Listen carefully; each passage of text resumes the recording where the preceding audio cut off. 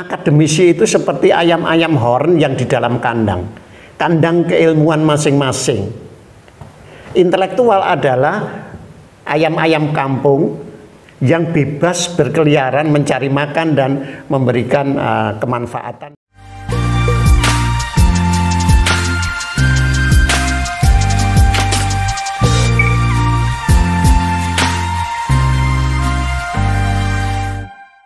Assalamualaikum warahmatullahi wabarakatuh. Waalaikumsalam warahmatullahi wabarakatuh. Selamat datang di Tugu Inspirasi, membincang inspirasi dengan orang-orang hebat. Kali ini kita kedatangan Prof yang selalu muda terus, Prof Djoko Saryono, guru besar di bidang ilmu pendidikan sastra Indonesia, Universitas Negeri Malang (UN). Saya kira akademisi dan pecinta literasi kenal semua dengan beliau. Alhamdulillah. Prof, mungkin kita akan membahas nanti ke depan akan membahas soal literasi, soal pendidikan. Tapi saya penasaran soal latar belakang hidup Prof. Mungkin prolog sedikit. Lahir dari Selimalang, Prof ya? Saya lahir di Madiun, tapi sejak kelas 3 SD, kelas 2 SD saya di Malang. Ya, itu orang tua Prof Sujito. Iya, ayah saya bernama Prof Sujito. Jadi profesor melahirkan anak profesor.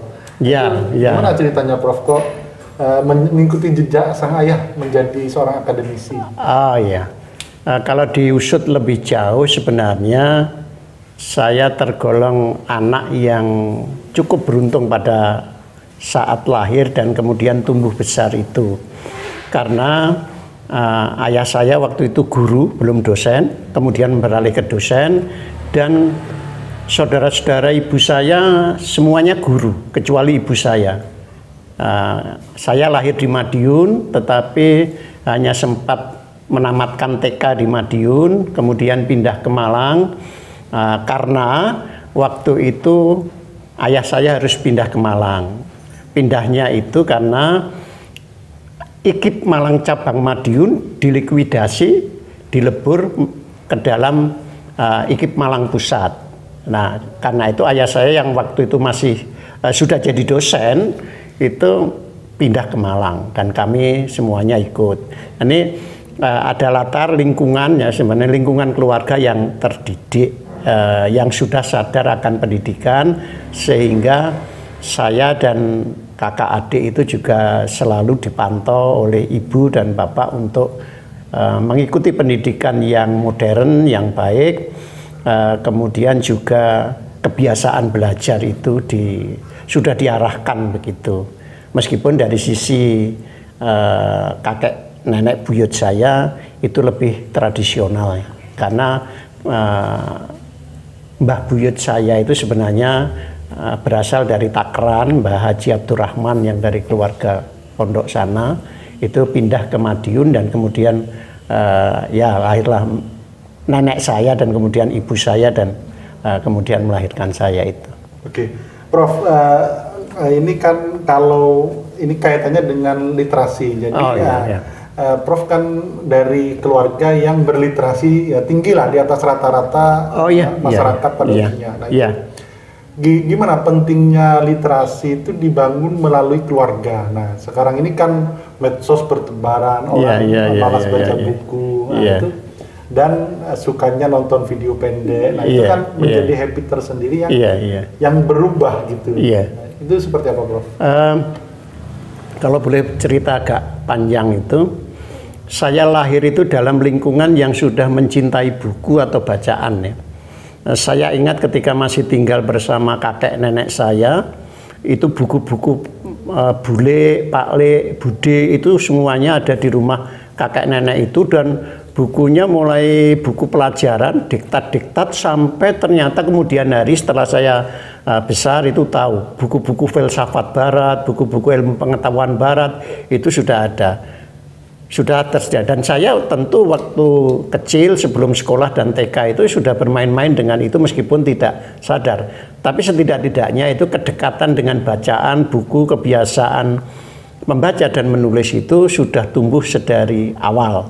Nah, ketika pindah ke Malang, saya kira Bapak Ibu saya juga sangat menekankan pada pentingnya baca tulis, karena ayah saya juga pecinta buku. Selain memiliki koleksi buku yang baik, juga terbiasa membaca menulis setiap hari.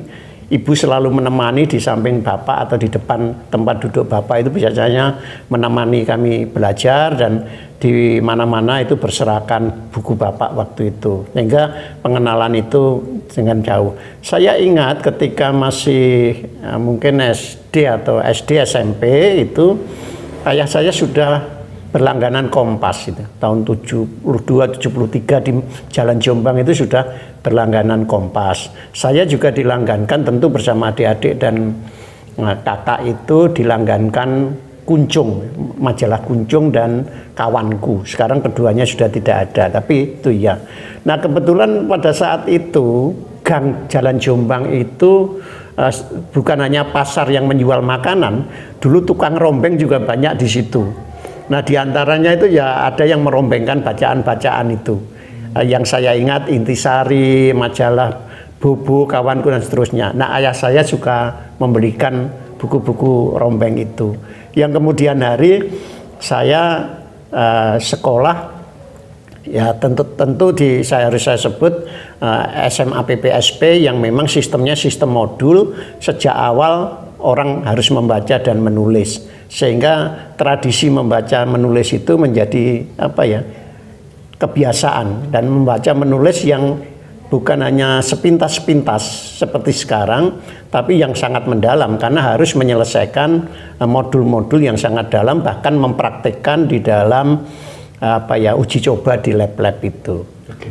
Prof, sekarang kan bagaimana caranya untuk mentradisikan literasi itu? Nah, sekarang kalau kita lihat 100 orang di sekitar kita, mungkin 5 orang saja yang gemar membaca buku itu sudah bagi. Dan itu apa pentingnya literasi itu untuk masyarakat kita? Iya, ini kalau sedikit teoritis ya. Sedikit teoritis itu sekarang masa digital. Nah, masa digital itu adalah sering disebut orang pasca literasi, post literacy, istilah yang banyak dipakai itu. Yang kedua, zaman digital itu adalah zaman kelisanan kedua, secondary orality, kata Walter Ong. Nah, jadi memang sekarang masyarakat, anak-anak milenial ini memang memasuki zaman kelisanan kembali, zaman kelisanan kedua. Tetapi harap diingat, istilahnya adalah post literacy, zaman pasca literasi. Berarti akar landasan tetap harus literasi. Karena postgraduate bukan berarti tanpa sarjana. Post struktural berarti juga harus. Nah, post literacy itu berarti orang harus melek paham literasi dulu. Literasi apa itu? Baca tulis. Nah, perkara baca tulisnya itu medianya berubah, zaman sudah sangat banyak memberi contoh ya. Media menulis itu juga berubah-ubah. Tetapi literasinya ini tidak berubah. Nah, bahkan sejak revolusi Gutenberg, revolusi cetak itu kan kemudian ada istilah republik cetak ya, republik tulisan ya, Republic of Letters itu. Sehingga literasi, literatur, litera itu kan menjadi satu kesatuan. Intinya adalah kebiasaan membaca dan menulis. Tidak hanya kebiasaan membaca dan menulis, tapi juga berpikir kreatif dan kritis. Itu esensi dari literasi yang awal menurut saya. Tapi ada yang penting, untuk apa? Untuk membentuk kesadaran dalam rangka menyelesaikan urusan-urusan hidup gitu. Nah, ini literasi, sehingga meskipun sekarang zaman digital, anak-anak milenial dan seterusnya, literasi itu menjadi poros dari berkembang tidaknya zaman digital ini ke arah kebaikan atau kemudaratan ini. Oke, jadi ini Prof ya, konten-konten di media sosial ini kan kalau koran ada pimreknya, seperti Web Tugu ada pimreknya, ada yang menyeleksi. Nah, sedangkan di Medcast itu nggak ada seleksi, semua informasi bisa bisa kita ambil. Nah, itu gimana? Itu akan menjadi hal yang berbahaya atau agar itu tidak berbahaya seperti apa, Prof? Ya, kita harus sadar pendeknya semua bendungan itu sekarang jebol ya. Kita sedang mengalami banjir bandang. Saya ingin menggunakan istilah yang agak bombastis, tetapi itu sudah digunakan untuk judul beberapa buku di dalam bahasa Inggris. Sekarang ini sedang terjadi tsunami informasi digital. Nah, karena tsunami informasi digital itu, maka informasi itu luar biasa banyaknya. Tidak hanya melalui medsos, tetapi semua medium digital itu seperti menggelontorkan tsunami yang luar biasa banyak. Beberapa hari yang lalu misalnya contoh, pesan yang tidak terbaca saja setahun bisa 21 triliun. Jadi sekarang terjadi overproduksi, itu tidak sempat terbaca. Jadi orang tidak sempat mencerna, menyeleksi, menghimpun, memikirkan dengan dalam. Disitulah saya kira literasi menjadi sangat penting. Nah, kalau di suatu masyarakat itu ada 5 atau 10 orang saja dan itu menjadi kurator, itu sudah sangat baik. Nah, ketika peran media, entah itu redaktur, pemimpin redaksi atau jajaran redaksi ini sudah tidak ada lagi karena medsos tidak mengenal itu, maka harus ada yang bisa berperan sebagai kurasi berita itu, seleksi berita dan seterusnya. Nah, itu saya kira dua, memang harus muncul kurator informasi. Nah, kurator informasi ini yang sekarang rasanya jarang ya, kurasi informasi dua. Nah, karena kurator belum bisa diharapkan, maka yang bisa diharapkan adalah individu masing-masing. Nah, individu masing-masing itu apa ya? Yang menyadari sepenuhnya kebiasaan membaca dan menulis dan berpikir yang kritis kreatif, konstruktif tadi, kemudian menyeleksi sendiri. Nah, orang yang memiliki kesadaran menyeleksi informasi sendiri, kemudian tidak hanya menyeleksi tetapi juga menggunakannya dengan sebaik-baiknya, tepat, inilah sebenarnya orang-orang literat, orang-orang yang melek informasi, melek literasi tadi. Nah, inilah yang harus kita bangun. Tanpa itu maka sebenarnya zaman digital itu merupakan zaman yang sangat berbahaya bagi bangsa kita, bagi masyarakat kita, karena ibaratnya kita berada di tengah lautan, gelombang badainya luar biasa, anginnya luar biasa, tapi kita tidak memiliki peralatan apapun. Secara umum kita tidak memiliki peralatan yang namanya nahkoda. Nahkoda itu kan dulu redaktur ya, redaksi, jajaran redaksi. Sekarang kan sudah tidak ada. Kurator belum tumbuh, maka pribadi-pribadi itu harus bisa. Ibaratnya kalau di tengah lautan informasi itu, individu-individu itu bisa menjadi orang yang piawai berenang dan menyelamatkan diri ini. Nah, inilah yang sebenarnya modal dasarnya adalah literasi, literat itu. Itu terlepas dari cetak maupun digital loh ya. Oke, siap, Prof. Nah, kalau literasi itu kan identik dengan membaca buku, Prof. Jadi dulu Soekarno semuanya lah tokoh-tokoh besar dan bahkan Bill Gates itu kan adalah seorang pembaca buku. Nah, idealnya itu adakah penelitian, Prof? Dalam satu bulan atau dalam satu hari itu orang harus membaca itu berapa jam? Atau kalau Prof sendiri membiasakan membaca buku itu sehari berapa jam? Kalau saya pribadi ya, membaca itu ya di sembarang waktu, di sembarang tempat. Saya selalu membaca dimanapun dan kapanpun, saya selalu membawa bacaan. Sekarang pun saya juga membawa bacaan di tas saya. Selalu itu saya manfaatkan untuk membaca. Tapi idealnya berapa ya? Itu setiap zaman berbeda-beda. Kalau bisa sekarang itu bisa 4 sampai 6 jam itu saya kira sudah luar biasa. Kalau targetnya sih bukan hanya itu, tetapi juga apa yang dibaca itu juga. Apa yang dibaca itu harus bervariasi, tidak boleh hanya satu informasi, kemudian satu media. Itu ada aturan-aturan yang memang ditetapkan oleh berbagai pihak yang ya bisa bervariasi sedikit lah. Tapi setidak-tidaknya bisa sampai 6 jam itu harus ya baca tulis lah, atau berpikir yang literat itu. Nah sekarang memang tidak bisa karena rata-rata orang sekarang kan lebih banyak menonton YouTube atau media bukan, saya tidak menyalahkan digital, nonton yang bukan membaca menulis itu kan sudah di atas 8 jam orang Indonesia itu. Oh, di medsos, kegiatan medsos ya. Tapi kalau yang ditonton berkualitas ada unsur literasinya dan itu memantik kesadaran literat kan nggak masalah sebenarnya. Iya, ya nggak masalah. Masalahnya di Indonesia itu kan satu yang ditonton itu kan mesti hiburan dan banyak juga yang judi, medsos judi. Jadi belum hal-hal yang positif, konstruktif dan yang bermanfaat serius. Kedua itu masih sembarangan, artinya tidak selektif. Jadi yang tadi disebut bermanfaat, Netflix dan seterusnya itu malah tidak ditonton, tetapi yang menghibur itu. Nah dengan yang ketiga kecenderungan kita itu di medsos atau di media digital itu kan yang rekreatif ya, yang rekreatif. Nah ini yang harus divariasikan ya. Itu kondisi yang saya kira juga harus kita sadari bersama-sama.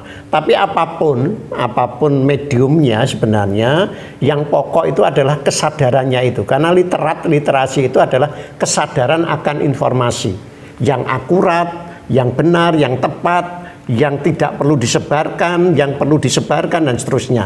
Nah ini kan kita belum memiliki kesadaran ke arah itu. Siap. Nah ini yang keliru siapa Prof? Kenapa bahkan ada penelitian kata itu Indonesia peringkat kedua dari bawah soal literasi. Nah itu yang salah siapa terkait rendahnya literasi kita ini? Ya, nah kalau peringkat-peringkat itu saya mesti membela teman-teman yang bekerja di lapangan ya. Pemeringkatan itu satu sebenarnya terbatas. Karena itu ketika digeneralisasi itu juga tidak tepat untuk masyarakat kita. Kemudian survei itu sudah berlangsung sangat lama. Jadi apakah masih berlaku? Jadi sudah saya kira tingkat keberlakuannya tidak. Oleh karena itu saya sekarang meragukan kalau itu masih relevan. Nah, apalagi sekarang saya ingin menyebut, ya terpaksa menyebut ya sebenarnya dua atau tiga lah. Gerakan literasi nasional, gerakan literasi sekolah itu juga begitu masif terlepas dari banyak kekurangannya. Jangan lupa ada Forum Taman Bacaan Masyarakat Indonesia, itu jaringannya sampai ke seluruh Indonesia. Itu lebih dari 5.000 berhimpun di situ dan memiliki aktivitas-aktivitas yang sangat konkret di dalam masyarakat, mengajari anak-anak membaca, menulis, berkumpul, tidak hanya membaca menulis tetapi juga mempraktekkan yang disebut literasi sosial atau literasi baru. Jangan lupa juga ada Pustaka Bergerak Indonesia yang jaringannya seluruh Indonesia, bahkan sampai mengajari baca tulis anak-anak kepulauan. Bagaimana ada limbah pustaka yang juga mengajari anak-anak itu tidak hanya pandai membaca dan menulis, tetapi juga bagaimana mendaur ulang produk-produk limbah pustaka, ada yang perahu pustaka. Jadi sebenarnya ada gairah-gairah yang menggelegak di tingkat akar rumput atau lapangan itu, yang mungkin itu terluput dari survei-survei seperti itu. Oleh karena itu sebenarnya ada kesenjangan antara kenyataan yang sedang berjalan di masyarakat mau dengan yang survei-survei itu. Nah survei-survei lebih mutakhir itu jarang disebut. Itu kan sudah 10 tahun lalu lah ya. 10 tahun itu perkembangan Indonesianya luar biasa. Yang menjadi masalah bagi kita itu sebenarnya bukan itu menurut saya, tapi survei yang dilakukan oleh Badan Bahasa bersama Balitbank atau kita sebut saja kementerian, yaitu tingkat pemahaman bacaan yang disebut daya baca itu. Nah daya baca masyarakat kita masih bervariasi. Tidak ada yang sangat bagus, tapi ada yang sangat kurang.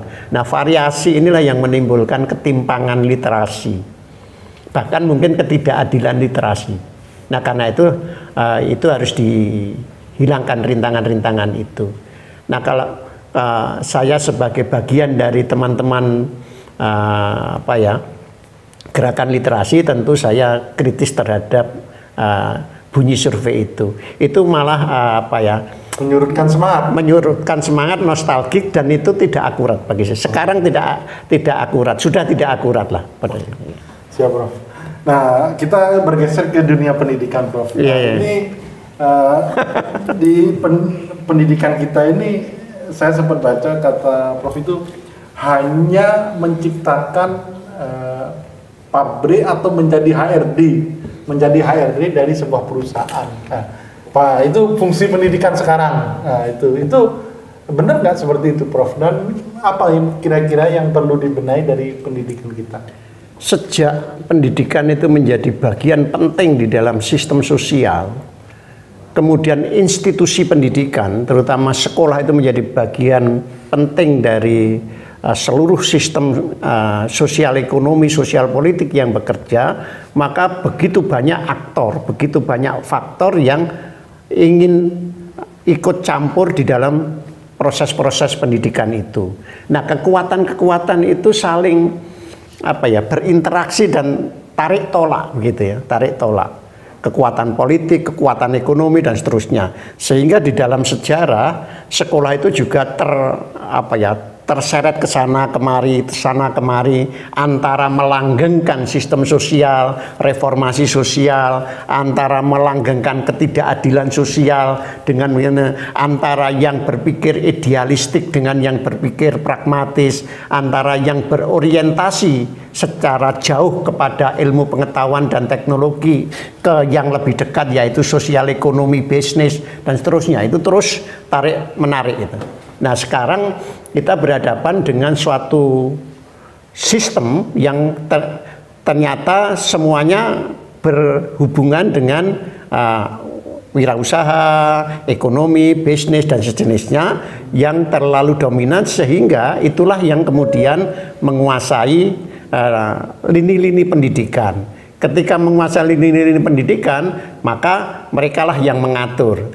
Ketika mereka bisa mengatur, maka pendidikan kita mengarah pada sistem-sistem yang kemudian kita lihat ya seperti pabrik yang bekerja, gitu, pabrik yang bekerja. Kalau di Indonesia itu tentu dimulai dari terminologi atau diksi-diksi industrial yang masuk ke dalam sistem pendidikan. Apa itu? Tentu link and match. Nah, itu dari sisi teori yang lain itu tidak logis itu dan tidak menarik, karena setiap pendidikan tidak mengurusi link and match dengan pekerjaan, tetapi menciptakan manusia yang berpengetahuan dan berbudi pekerti luhur. Mau jadi apa saja nanti sesuai bidang ilmunya, tapi sekarang tidak cukup. Itu satu. Kedua, diksi atau terminologi kompetensi itu pertama kali lahir di dunia industri. Ketika kita pakai terus-menerus, ya sekarang sebenarnya memang sistem pendidikan kita menganalogi atau beranalogi dengan sistem industrial. Oleh sebab itu maka kita melihat mulai bangunan kurikulum, bangunan tujuan.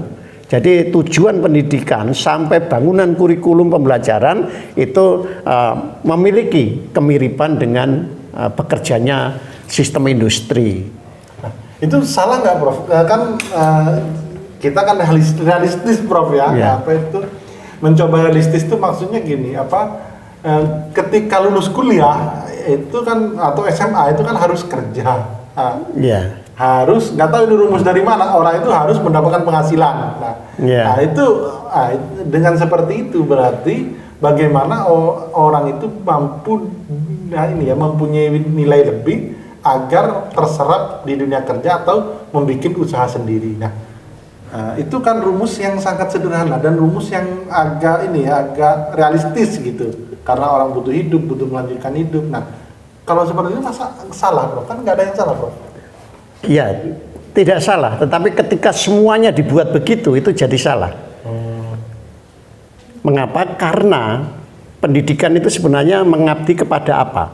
Pada kemanusiaan, pada peradaban, pada negara atau tidak. Nah, ketika mengabdi kepada negara dan kemanusiaan saja, tentu ada yang harus dibiayai oleh negara. Karena peminatnya mesti sedikit. dan ruang-ruang atau slot-slot pekerjaannya juga tidak tersedia, tapi itu sangat penting bagi negara. Contohnya? Misalnya sejarah. Sejarah bangsa ini kalau tidak diurusi sejarawan, warisan-warisan budaya peradaban masa lampau tidak dirawat, tidak dibaca, tidak dijelaskan oleh para arkeolog, para filolog, para pembaca naskah kuno, epigraf, tentu kita akan mengalami keterputusan sejarah. Bangsa ini, negara ini akan mengalami patahan-patahan sejarah kebudayaan dan peradaban. Itu juga sangat perih dan menyakitkan. Tetapi jelas peminat bidang epigrafi, filologi, arkeologi tidak banyak. Dan itu juga di industri tidak ada. Nah, disitulah sebenarnya negara harus berperan. Negara tidak bisa lepas tangan total kepada aktor-aktor industrial di dalam penyelenggaraan pendidikan. Negara harus mementingkan, karena negara ini, apalagi Indonesia, ini kan harus menjaga bangsa dan negara ini, seperti tertuang di dalam pembukaan Undang-Undang 45. Jadi kedaulatan dan keberadaan negara ini tentu salah satunya ditumpukan pada hasil-hasil sistem pendidikan. Nah, sektor-sektor yang sangat bermanfaat dan sangat penting untuk menjaga kelanggengan, kelestarian, kedaulatan negara ini harus dibiayai oleh negara. Tidak ada lah kalau dibiarkan saja, misalnya epigrafi itu yang daftar sampai 10. Nah, ketika kemudian digunakan logika, pokoknya satu kelas, kalau kuliah misalnya, tidak sampai BEP, break even point, titik impas, maka tutup saja. Maka kita tidak memiliki ahli-ahli epigrafi, sejarah, arkeologi. Ujung-ujungnya nanti akan dari luar. Kita sangat rugi.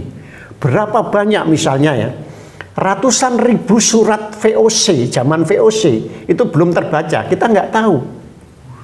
Belum juga lagi surat interaksi, misalnya interaksi surat menyurat antar kerajaan di Indonesia pada masa yang lampau. Menarik, ya. Tidak terbaca juga karena tidak ada ahlinya. Mengapa tidak ada ahlinya? Tidak ada pendidikannya. Mengapa pendidikannya tidak ada? Karena peminatnya sedikit. Ketika peminatnya sedikit, tutup saja. Nah, ini.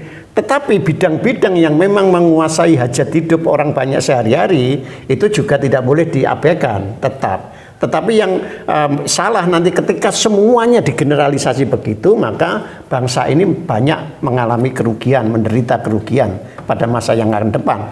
Ujungnya nanti akan terbata-bata, seperti sekarang aja akan terbata-bata, membaca naskah, manuskrip, dan seterusnya. Itu karena kita lalai mengurusi bidang-bidang yang memang seharusnya menjadi tanggung jawab negara. Jadi pendidikan tetap harus dalam kendali negara, tidak boleh dilepaskan pada sektor swasta sepenuhnya. Karena bangsa dan negara ini tidak sepenuhnya bisa diurusi itu.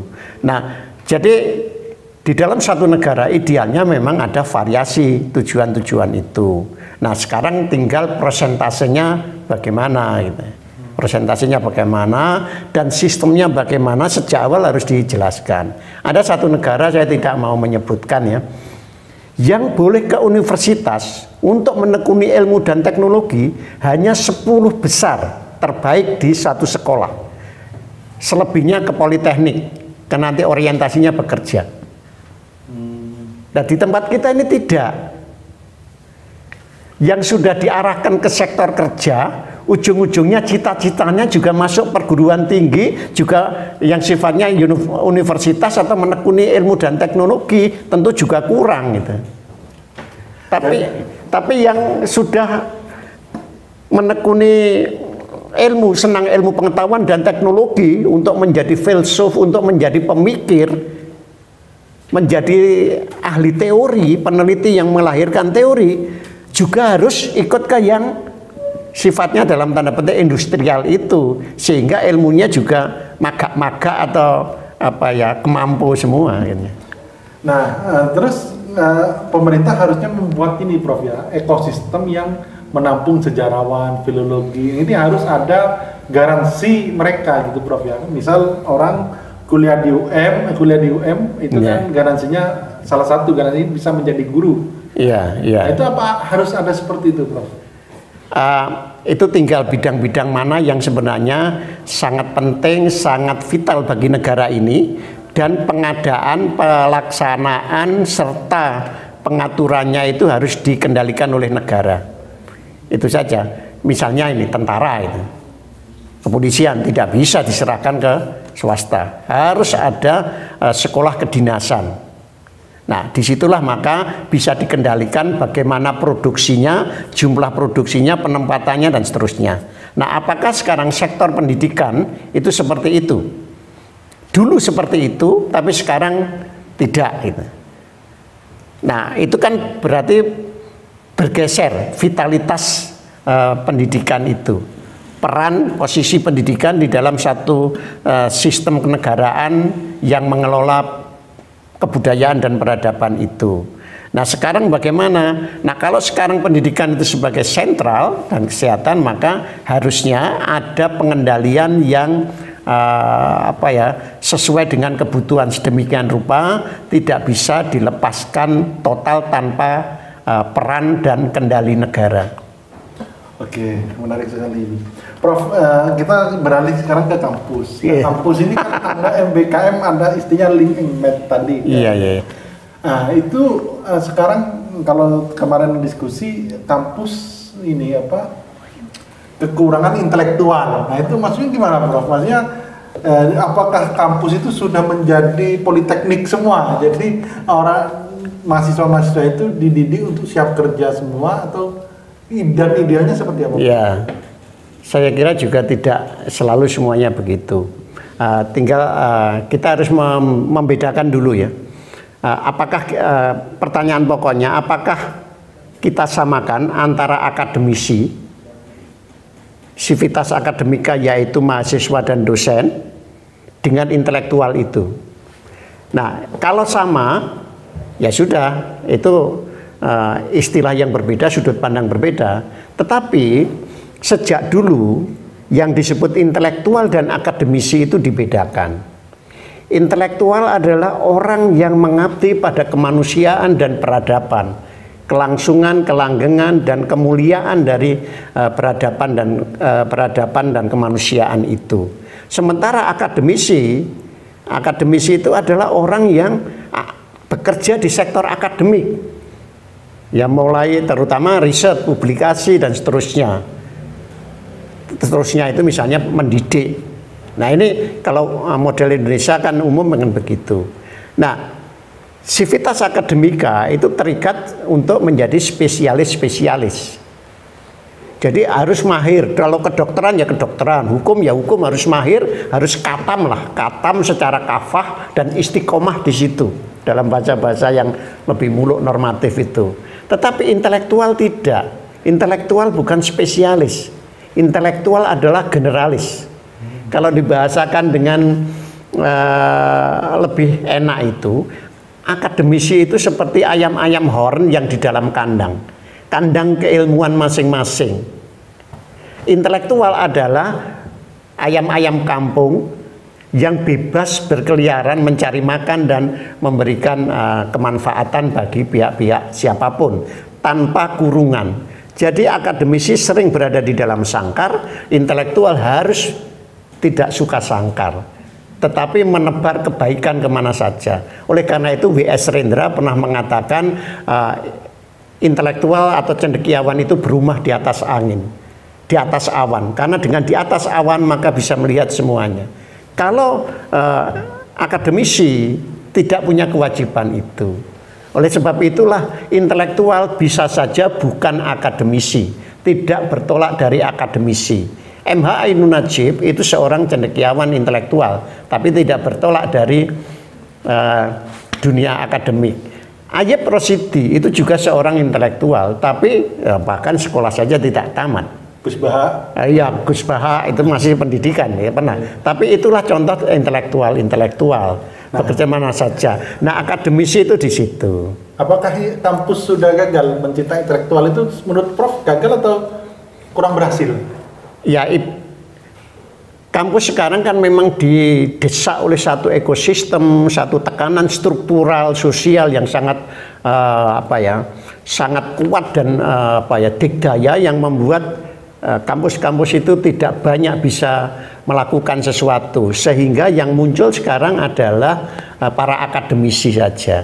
Jarang kampus bisa melahirkan intelektual, apalagi seperti yang disebut oleh beberapa pemikir intelektualitas, misalnya intelektual organik, intelektual yang terlibat di dalam kerja-kerja kemanusiaan, kerja-kerja peradaban, melintasi disiplin ilmunya, melintasi kategori-kategori kurungan ilmunya itu. Saya kira sekarang selalu terkungkung pada bidang keilmuan masing-masing. Meskipun sekarang digelorakan namanya interdisiplinaritas, multidisiplinaritas, transdisiplinaritas, tetapi itu tidak membawa manfaat karena kurungannya itu yang tidak membuat mereka tidak leluasa. Jadi ada tekanan struktural dan sosial yang sangat berat sehingga mereka sulit untuk terus berkembang menjadi seorang intelektual itu. Nah, dampaknya ketika minimnya intelektual itu apa, Prof, yang dilahirkan oleh kampus? Apa, Prof, kira-kira? Ya, kampus tidak berperan bagi masyarakat banyak, meskipun ada pengabdian masyarakatnya secara real ya. Artinya tidak memiliki kontribusi-kontribusi penting untuk mengarahkan gerak kebudayaan atau peradaban itu, kecuali hal-hal yang sangat teknis, misalnya publikasi, menghasilkan orang-orang yang bergelar, dan bergelar itu misalnya sarjana, kecuali kesarjanaan. Oh gitu ya. Nah, ini Prof, tadi Prof menyebut spesialis dan generalis. Iya. Nah, menurut Prof Joko itu orang yang kemungkinan untuk survive itu orang yang generalis atau yang spesialis, Prof? Dan lebih baik mana kira-kira gitu? Sebuah negara, sebuah masyarakat, sebuah peradaban yang bisa menghidupi dan membuat keunggulan itu memerlukan kedua-duanya. Jadi intelektual juga diperlukan, tetapi akademisi juga diperlukan. Bagaimana membangun keseimbangan di antara keduanya penting. Kedua, generalis juga diperlukan, spesialis juga diperlukan. Spesialis akan bisa mengebor kedalaman ilmu dan pengetahuan, tetapi generalis akan bisa melihat keluasan awan, begitulah. Keluasan awan langit itu tidak bisa dilihat oleh para spesialis, yang bisa melihat generalis. Tetapi ia tidak memiliki kedalaman. Yang memiliki kedalaman adalah para spesialis. Oleh karena itu, para generalis dan spesialis harus bekerja sama. Itu akan menghasilkan suatu peradaban ilmiah, peradaban di bidang sosial yang baik. Nah, tetapi sekarang kita itu rasanya melihat orang-orang kampus berhenti sebagai akademisi. Karena overload tugas baik yang sifatnya ilmiah maupun yang sifatnya administratif. Tidak ada sisi generalisnya juga ya, akademis, tapi ada sisi generalisnya karena ada tugas-tugas yang menekan tadi itu ya. Ya, itu bukan tugas generalis ya. Kalau administratif itu tugas-tugas teknis yang sebenarnya kedua-duanya juga bisa. Nah, ada perbedaan. Spesialis itu membutuhkan legalitas, tetapi intelektual itu membutuhkan legitimasi sosial. Nah, sering seorang katakanlah profesor, doktor atau doktor itu tidak memiliki legitimasi sosial. Buktinya tidak pernah membela, memberikan urunan pikiran kepada kebaikan masyarakat. Tetapi ada banyak intelektual yang juga tidak berasal dari kampus. Sebaliknya juga ada. Kita menemukan juga cukup banyak para akademisi sekaligus intelektual. Mari kita sebut yang sudah marhum ya, misalnya YB Mangunwijaya, kemudian Ari Budiman, itu tipologi intelektual sekaligus akademisi. Tetapi pada masa lampau Hatta dan seterusnya kan bukan akademisi tapi intelektual, negarawan misalnya. Nah, kita membutuhkan keseimbangan antara spesialis dan generalis ini. Kita tidak boleh mengabaikan dan menafikan, membenci, kemudian menstigmatisasi spesialis, tapi kita juga tidak boleh kemudian meniadakan generalis. Nah, produksi generalis inilah yang sekarang kurang menurut hemat saya. Orang berhenti sebagai kepompong-kepompong spesialis.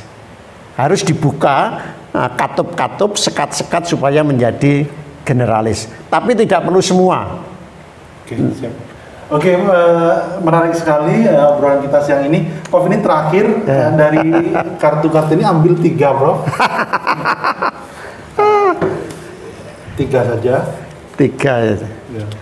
Ya. Nah, itu di situ ada gambarnya, Prof. Di situ ada tulisannya, mungkin bisa dibacakan, Prof.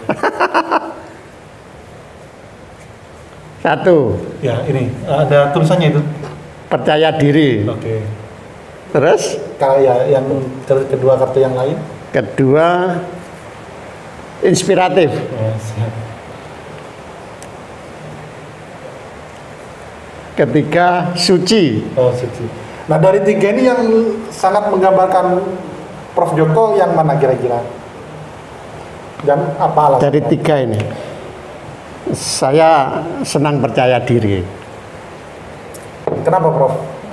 Alasannya? Kalau saya tidak percaya diri, saya tidak bisa memberikan inspirasi secara tersadari.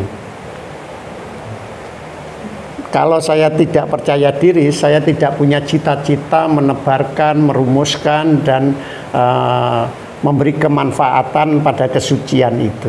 Oke.